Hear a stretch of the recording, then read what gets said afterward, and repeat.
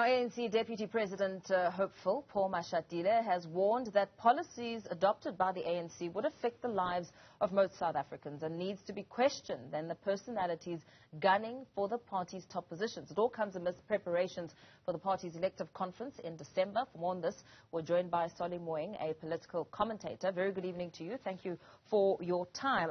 A word of caution by the ANC Deputy President hopeful when it comes to electing leaders. The focus should be on policy positions and not personalities. And I suppose it's quite tempting to focus on the personality, the charisma, instead of the groundwork that essentially has a ripple effect on the lives of South Africans. Yeah, well, I mean, look, it's yes but no. That kind of South African answer. The thing is, of course, South Africa has been facing a number of years of policy paralysis precisely because the African National Congress is divided.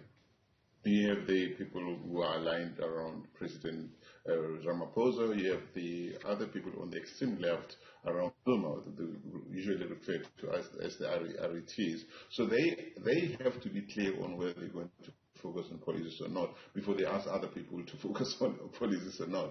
They are not going to be able to make any clear policies while they're not agreeing on a number of fundamentals. For instance, is it a good thing to nationalize the Reserve Bank of South Africa or not? Not all ANC leaders or factions, not all the two factions agree on this and other policies. So, but we also want to know who's going to be the president of the ANC, because the ANC president in the current dispensation becomes the ANC of the party if the party stays in power. We had Zuma, and we know what he's done to South Africa. So we want to know what else they're going to throw onto South Africa. What kind of pain and wrecking ball effect is he or she going to have on South Africa? All these two questions are important. It's not up to them to tell us what to focus on. Yeah, and I suppose, the party is going to conference amid increasing service delivery failures and really growing frustrations on the ground amongst residents. And with all of that, there's a lot at stake when it comes to conference and citizens having the right to question and really be concerned about what policies and what sort of leadership will come out of the ANC's December conference. Yeah, look, South Africans are covered. Even investors, there has been a lot of criticism of South Africa's unclear policy stances on a number of things, especially the economic policy, of course, of the country. We don't know where we stand on many issues. We can't get there until the ANC is united, and the ANC is not able to be united. South Africans, of course, want to know where the country is going. They want to know, even in global international policy, are we going to be strongly aligned to China, to Russia, or to wherever the interests of South Africa lead us? Or are we going to be strong on this Soviet era kind of looking at policies and the international, the global world? Are we going to be looking? So what kind of economic policies are we going to implement? Is BEE now? Ramaphosa, of course, has come out recently, I know, to say BEE is not going anywhere. You guys are misunderstanding what Treasury is saying. But the fact is, BEE as it stands has not been good for South Africa. One can say, well, it's been the way it's been implemented. There's nothing wrong with the policy, which is really not true. It has hurt the South African economy in a lot of ways. How about having a conversation about how we ensure that the economy is open for all South Africans, irrespective of skin color, without excluding people on the basis of race? Whether you like it or not, BEE does exclude people on the basis of race. It is reverse apartheid, and yes, I said it. It is a reverse form of racism. Many people, youngsters who are not black, are saying to themselves, should I stay in this country? Is there a future for me in this country? Even people who were born 20 years ago, long after apartheid ended. So we need to have a different conversation about an inclusive economy for everybody, not just for one race. Yes, as you speak about the economic policies, pardon me if you'll allow me to interrupt you. As you speak about a lot of work that needs to be done on economic policies, South Africans want to essentially get out of poverty. Job creation is an important aspect of that situation. But also looking at the implementation. It's all very well to have policies well written out and, the direction satisfactory. But when it comes to implementation, do South Africans have an entire 5 years to wait for the changes to essentially occur? No, and the other thing that Ramaphosa refuses, and the ANC, of course, because he's the president of the African National Congress, the other thing that they refuse to touch is on cadre deployment. Cadre deployment has damaged South Africa's institutional standing in a lot of ways.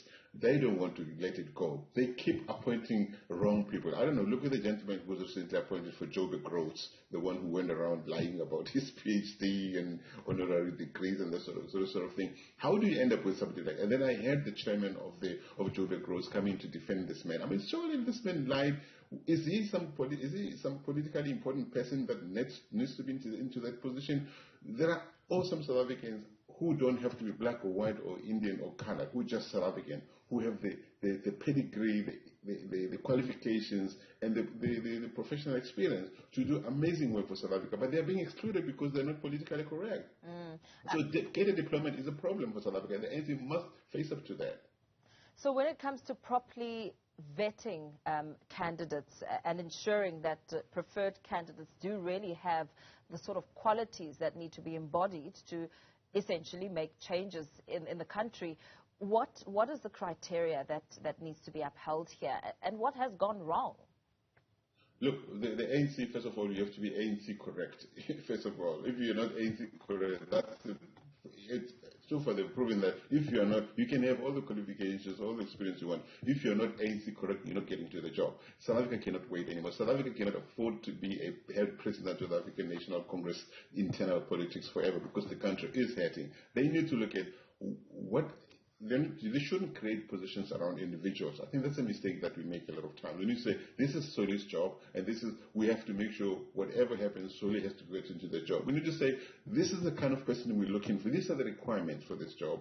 This is the kind of person that we're looking for, irrespective of what that person looks like, and irrespective of which political party they're affiliated to. I agree with the drive now to say, well, let's professionalize the public service, for instance. We shouldn't be looking at people who occupy those senior positions in the public service mustn't have to be belonging to one political party or another. They must serve the state irrespective of who is in power.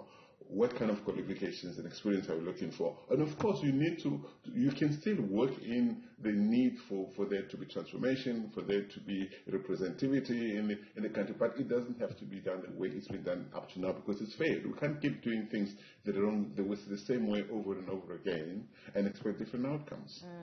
And looking at outcomes, what are the expectations on the outcomes of conference with, the impact of COVID-19, corruption, and really looking at the economic position of the country? What are the expectations?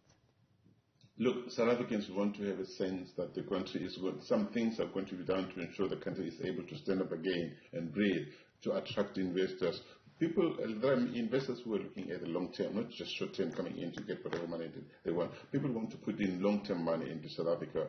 We want to create an environment and the kind of economy that doesn't depend on too many South Africans needing or depending on government grants. This is not good. We have to create an environment where people are able to create own businesses and thrive in the environment, in that kind of environment. But we're not able to do that. So the ANC relies on people needing it so much that they believe if it leaves power, if it loses power, they're going to lose government grants. They're also all those kind of grants that they're getting from the African National Congress. We shouldn't create that kind of nanny state, as it were. We have what it takes as a country. We came, post-apartheid South Africa came, blessed with a good starter pack of institutions, SOEs, that could have done so much work for South Africa. But again, we placed in the wrong people in those positions. Many of them can't stand up on their feet again. So we need to move away from that. We need to say what is good for South Africa, not what's good for the ANC.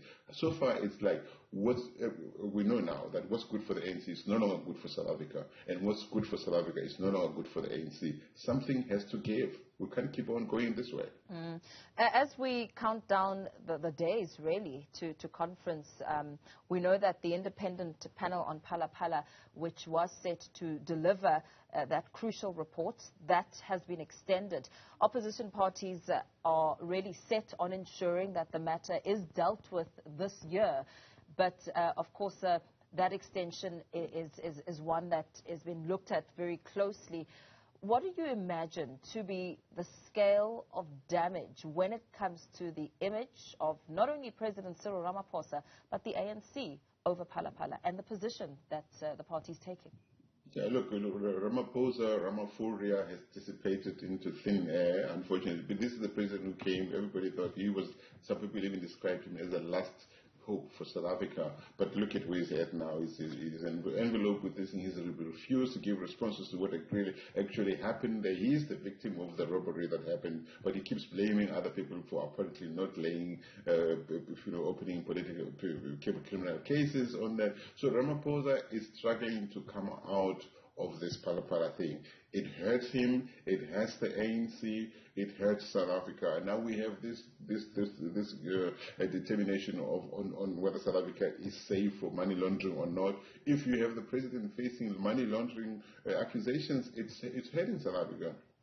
So we need to get to a point where the ANC is able to say, let's elect leaders. I don't know who it is. If you ask me, I don't even know whom I would recommend.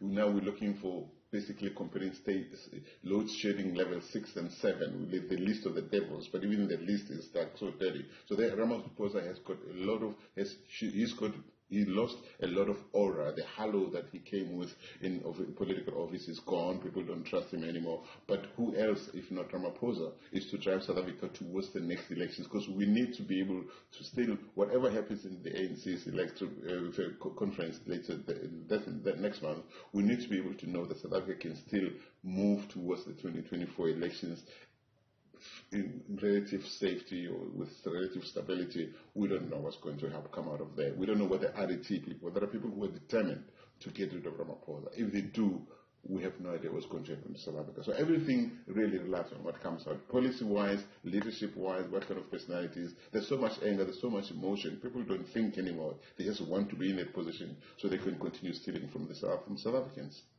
Very well. Thank you so much. Let's perhaps leave it there for now.